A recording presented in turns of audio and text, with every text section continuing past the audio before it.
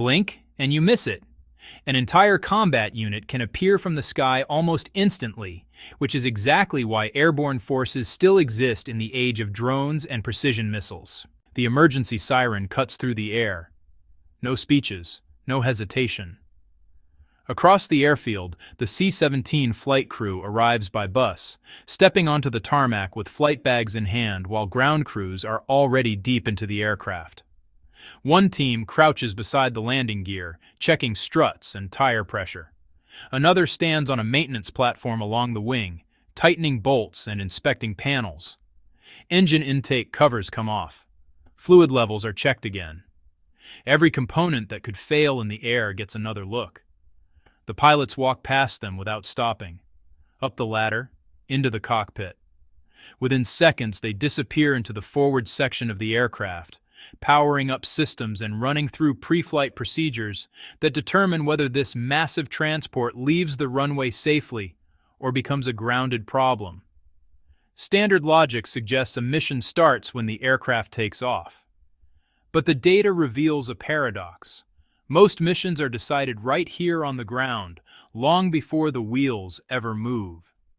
A short distance away, the soldiers are already staged, parachutes on, weapons secured. Paratroopers stand in two columns under the dim light of early morning, rucksacks hanging from their harnesses and helmets clipped tight. The weight of a full combat load presses down on shoulders and hips as the formation begins marching toward the aircraft. Boots strike pavement in a steady rhythm. It's still dark. Takeoff is planned for sunrise. Standard logic says airborne troops move fast. But the reality is slower and heavier. Each soldier carries enough equipment to fight immediately after landing, and that weight changes everything: movement, balance, even how they board the aircraft. As the formation reaches the C-17, the rear cargo ramp is already lowered. The loadmaster waits at the base, and just before each soldier steps onto the ramp, the lead NCO stops them. He grabs the rucksack straps, pulls hard. Buckles get checked. Loose gear gets tightened. Anything hanging where it shouldn't be gets fixed immediately. If something looks wrong, the soldier steps out of line, adjusts it, and rejoins the column. One by one they pass inspection. One by one they walk up the ramp and disappear into the cargo bay. Inside the aircraft, the atmosphere shifts. It's more relaxed, less rigid. Instead of assigned seating, soldiers spread out along the wall benches and center rows wherever space is available. Some lean back against their parachute packs. Others talk quietly with the man next to them. A few soldiers in the rear pull out a phone and snap a quick group photo with the cavernous cargo bay behind them. Now, standard logic suggests airborne missions are tense and silent. But the paradox is simple. Experienced troops often act calmer before the jump than during normal operations. The routine is familiar. They know exactly what comes next. Outside the open ramp, the horizon begins to glow. Morning is coming. Miles away, inside the command center, the situation is anything but relaxed. Screens fill the walls, radar feeds, satellite imagery, weather reports. Officers track aircraft positions across the region while intelligence analysts flag potential threats. Enemy air defenses, drone activity, areas where conditions on the ground are unstable. The C-17 carrying paratroopers is more than a transport. It's a high-value target. Standard logic suggests large transports operate safely behind the front lines, but the data shows the opposite. Airborne operations often fly directly into contested airspace. So the command decision comes quickly. 2 fighter escorts, FA-18 Super Hornets. The order moves instantly across the network to the flight line. On the tarmac, a fighter pilot gets the call. He moves fast, across the concrete, up the ladder. Seconds later, he drops into the cockpit and straps in. Helmet on, visor down, oxygen connected. There's no time for a full checklist today, only the essentials needed to get airborne. The twin engines ignite with a rising whine. The canopy drops, locks tight. Ground crews pull the chocks away as the fighter begins rolling toward the runway.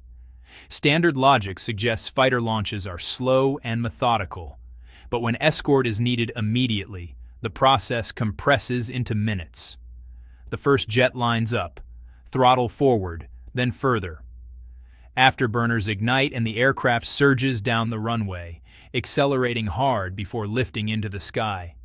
Landing gear retracts almost instantly as the fighter climbs steeply into open air. Seconds later, a second Super Hornet follows. Full power, rotation, wheels up. Both jets angle upward with afterburners glowing, gaining altitude fast before leveling off and forming into a two-ship formation. Their heading is already set. Somewhere ahead, the C-17 is airborne. Standard logic suggests escorts fly ahead of a transport, but the paradox is they often launch afterward and catch up in flight. Fighter jets move fast enough to close the gap in minutes, and that's exactly what happens. The two Super Hornets race across the sky until the gray shape of the transport appears ahead of them. They slide into position, one fighter on each side of the aircraft. The escort is now in place. Inside the C-17, another phase begins. The Jumpmaster stands. Time to move. Paratroopers rise from their seats and begin hooking static line carabiners onto the anchor cable that runs the length of the aircraft. Each soldier checks the line of the man in front of him. Harness straps get tightened again. Weapons are secured. Standard logic suggests the jump itself is the hardest part. But airborne veterans will tell you the real challenge is preparation. Once the green light comes on, everything happens automatically. The Jumpmaster walks to the paratroop door. He opens it. Wind floods into the cargo bay as he leans out, scanning the terrain below, looking for the drop zone, the landmarks, the wind direction, and anything that might complicate the landing. He pulls back inside, looks at the line of soldiers, signals them forward. Minutes pass as the aircraft approaches the release point. Then the light changes. Green. The Jumpmaster signals go. The first soldier steps out. The second follows immediately. Then another. One every second. Static lines snap tight as parachutes deploy behind them, white canopies spreading open across the sky. The line moves fast, each jumper disappearing through the door in perfect rhythm.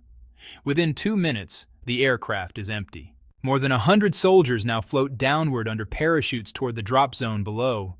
And overhead, the fighters continue circling, watching, waiting.